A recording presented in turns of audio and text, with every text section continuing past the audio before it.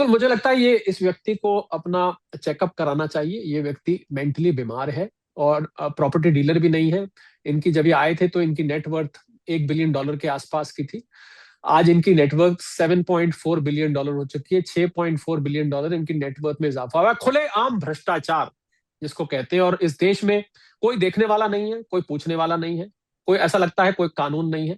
देश का राष्ट्रीय अध्यक्ष धड़ाधड़ पैसा बना रहा है अपने ट्रुथ सोशल पर, अलग अलग बातें लिख के। मार्केट ऊपर जाती है, मार्केट नीचे जाती है, कोई उसका फायदा उठाता है, मुनाफा कमाता है, और लोगों के लाखों करोड़ रुपए डॉलर सत्यानाश हो जाते हैं। मैं समझता हूं अमेरिकन को आज ये सोचना चाहिए कि क्या एक मानसिक रूप से बीमार व्यक्ति को वो अपना राष्ट्रीय अध्यक्ष चुनने के लिए कंटिन्यू करना चाहते हैं या नहीं करना चाहते हैं। उनकी संसद को देखना चाहिए कि मेंटली बीमार व्यक्ति को वो ये करना चाहते हैं, मेंटली अनस्थिर व्यक्ति को करना चाहते हैं। खैर, ये तो बात रही। मैंने इसलिए डोनाल्ड ट्रंप का जिक्र किया क्योंकि बात सोने चांदी की हो रही थी और ये सीधी उससे जुड़ी हुई थी। संजीव, क्यों जुड़ी हुई थी?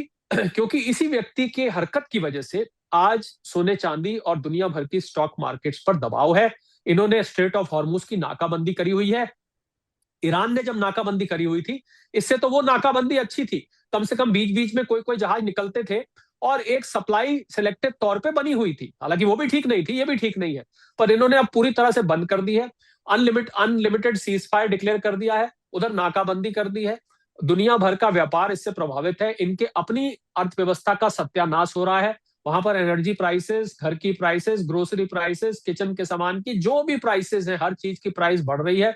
इनको कुछ पता नहीं है क्या करने जा रहे हैं, क्या करने जा रहा है। अब तो आप ठीक कहते हैं, क्या करने जा रहे हैं भी छोड़ता हूं। पहले तो मैं ट्रंप साहब बोलता था, आज से मैंने ट्रंप साहब बोलना भी छोड़ दिया। हालांकि मैं साहब तंज कस के कहता था, वो तंज के रूप में था, एक सरकाजम के रूप में था, पर आज मैं इसको ट्रंप साहब भी नहीं कहूंगा। ये व्यक्ति पागल है, इसको अपने दिमाग का इलाज कराना चाहिए। और इनको एप्स्टीन फाइल जो इनकी है ना, जरा पढ़ के देखिए। मुझे आपके चैनल पे बोलने में शर्म आएगी, उसमें क्या क्या लिखा हुआ है मैं कह भी नहीं सकता हूं। वहां पर इनकी हरकतें पहले क्या रही है वो छोड़िए। बहरहाल, सोने चांदी और स्टॉक मार्केट्स की जो मूवमेंट है वो इस पागल व्यक्ति की वजह से आपको इतनी वॉलेटिलिटी दिखाई दे रही। सर, इस बद दिमाग, कमजोर दिमाग या पागलपन की सारी हदें पार करने वाले एक बेकाबू दिमाग वाले इंसान तो नहीं कहेंगे, आदमी कहिएगा, ट्रंप के चलते क्या सर जो भारत में सोने चांदी को लेके सब मार्केट गड़बड़ाया हुआ है, इंसान यहाँ का भारतीय गड़बड़ाए हुए हैं, यही हालत क्या सर अमेरिका में भी होगी गोल्ड की और सिल्वर की? वहां क्या हाल होगा इस वक्त? देखिए, मैं आपको ये बहुत स्पष्ट रूप से बताना चाहूंगा संजीव, कि भारत में जो रेट होता है सोने चांदी का, सोना चांदी, पहली बात तो ये नोट कर लीजिए, एक अंतरराष्ट्रीय कमोडिटी है।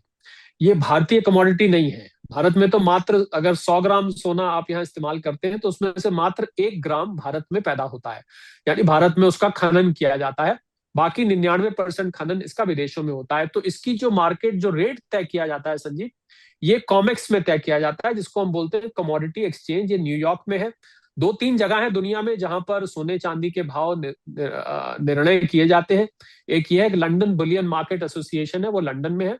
और एक शंघाई एक्सचेंज है कमोडिटी का। ये 2-3 सोने चांदी के व्यापार के बड़े हब इस समय दुनिया में है।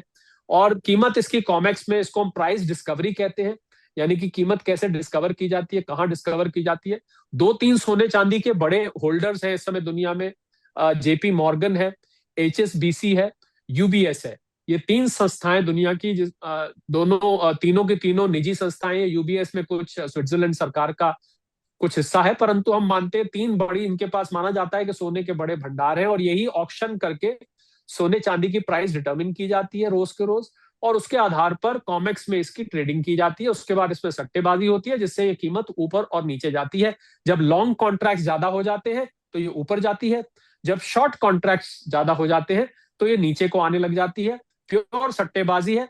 ऐसा कुछ नहीं है संजीव के देश, दुनिया के बड़े निवेशकों ने, जिसमें दुनिया के सबसे बड़े निवेशक दुनिया के सेंट्रल बैंक्स है, उन्होंने सोना बेचा हो, ऐसा बिल्कुल नहीं है। ये सिर्फ और सिर्फ सट्टेबाजी है। क्रूड ऑयल की कीमत देख के सट्टेबाज आके इसके शॉर्ट कॉन्ट्रैक्ट्स क्रिएट करने लगते हैं। क्रूड ऑयल जब गिरता है तो वो लॉन्ग कॉन्ट्रैक्ट क्रिएट करने लगते हैं। ये इसके मूवमेंट का ऊपर और नीचे फिलहाल कारण है। जो लॉन्ग टर्म निवेशक है उसको बिल्कुल कोई चिंता करने की जरूरत नहीं।